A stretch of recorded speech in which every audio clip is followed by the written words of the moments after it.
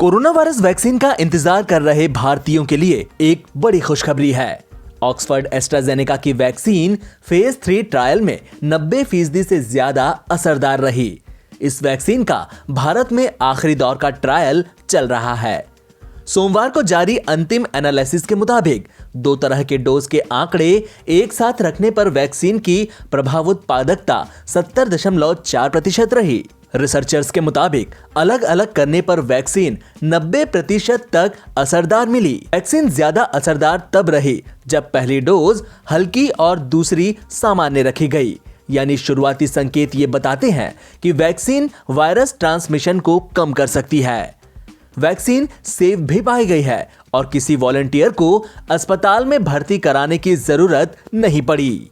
भारत के लिहाज से यह बेहद अच्छी खबर है, क्योंकि सरकार इसी टीके को सबसे पहले हासिल करने की ओर बढ़ रही है।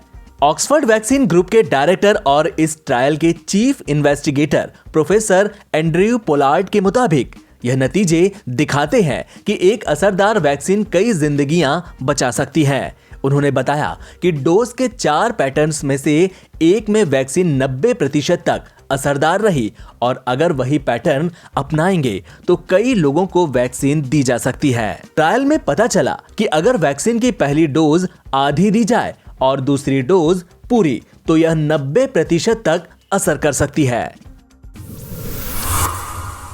ब्रिटेन की बर्मिंघम यूनिवर्सिटी द्वारा एक ऐसा नेजल स्प्रे तैयार किया गया है जो सांस लेने के दौरान नाक में प्रवेश करने वाले कोरोना वायरस को नाक से आगे नहीं बढ़ने देगा और फिर इसे मारकर बाहर कर देगा।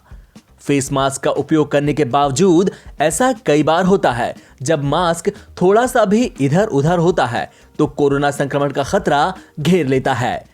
ऐसा आमतौर पर मास्क पहनने के बावजूद पब्लिक प्लेस पर हुई लापरवाही के कारण होता है। लेकिन जल्द ही इस तरह के डर और चिंता से मुक्ति मिल सकती है, क्योंकि इस बात की पूरी संभावना है कि ब्रिटेन की बर्मिंघम यूनिवर्सिटी द्वारा तैयार किया गया एंटी कोरोना नेजल स्प्रे जल्द ही मार्केट में मिलने लगे। एंटी कोरोना नेजल स्प्रे तैयार करने वाले ब्रिटेन की बर्मिंघम यूनिवर्सिटी के वैज्ञानिकों का कहना है कि यह नेजल स्प्रे नाक के अंदर दवाई की एक परत को तैयार करेगा। यह परत कोरोना वायरस को हमेशा शरीर की कोशिकाओं के साथ चिपकने नहीं देगी। साथ ही नाक में मौजूद कोरोना संक्रमण का वायरस इस नेजल स्प्रे से 48 घंटे में मर जाएगा।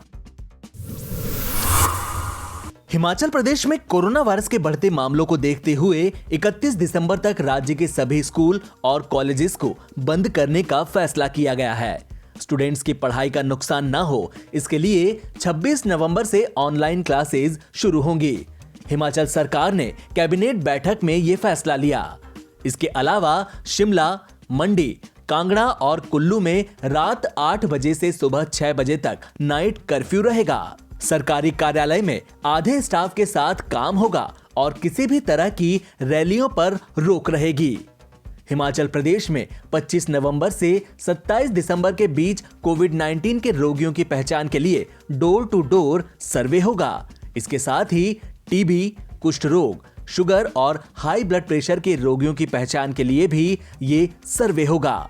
राज्य सरकार ने रविवार को जानकारी देते हुए बताया कि हर टीम में 2 सदस्य होंगे और ऐसी 800 टीमों का गठन किया जाएगा। ड्रग्स मामले में एनसीबी द्वारा गिरफ्तारी के बाद भारती सिंह और हर्ष लिम्बाचिया को बड़ी राहत मिली है। मुंबई की स्पेशल एनडीपीएस कोर्ट से उन्हें जमानत मिल गई है।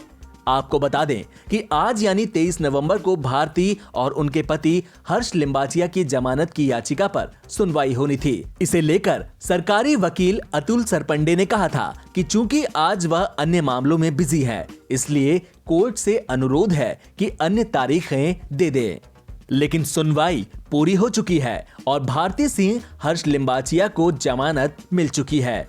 22 नवंबर को पहले मेडिकल और फिर मजिस्ट्रेट के सामने पेशी के बाद भारती और हर्ष को 14 दिन की न्यायिक हिरासत में 4 दिसंबर तक के लिए भेज दिया गया था। आपको बता दें कि शनिवार यानी 21 नवंबर को एनसीबी ने भारती और हर्ष के घर के अलावा प्रोडक्शन हाउस पर छापेमारी की थी, जिसमें 86.5 ग्राम गांजा बरामद हुआ था और दोनों ने इसके सेवन की बात भी स्वीकार की थी। पीएम मोदी ने वीडियो कॉन्फ्रेंसिंग के जरिए आज संसद सदस्यों के लिए दिल्ली के डॉक्टर बीडी मार्ग स्थित बहुमंजिला फ्लैटों का उद्घाटन किया। लोकसभा अध्यक्ष ओम बिरला भी इस अवसर पर मौजूद रहे। पीएम मोदी ने इस दौरान लोगों को संबोधित करते हुए कहा कि दशकों से चली आ रही समस्याएं टालने से नहीं बल्कि उनका समाधान खोजने से समाप्त होती हैं। साथियों, दिल्ली में सांसदों के लिए भवनों की दिक्कत बरसों से रही है और जैसे अभी बिरला जी बता रहे थे, लंबे अरसे तक सांसदों को होटल में रहना पड़ता है। इसके कारण आर्थिक बोझ भी बहुत आता है। उनको भी अच्छा नहीं लगता है, लेकिन अब मजबूरन करना पड़ता था। लेकिन इस समस्या को दूर करने के लिए गंभीरता से प्रयास 2014 के बाद विशेष रूप से शुरू हुए। दशकों से चली आ रही समस्याएं टालने से नहीं, उनका समाधान खोजने से समाप्त होती है।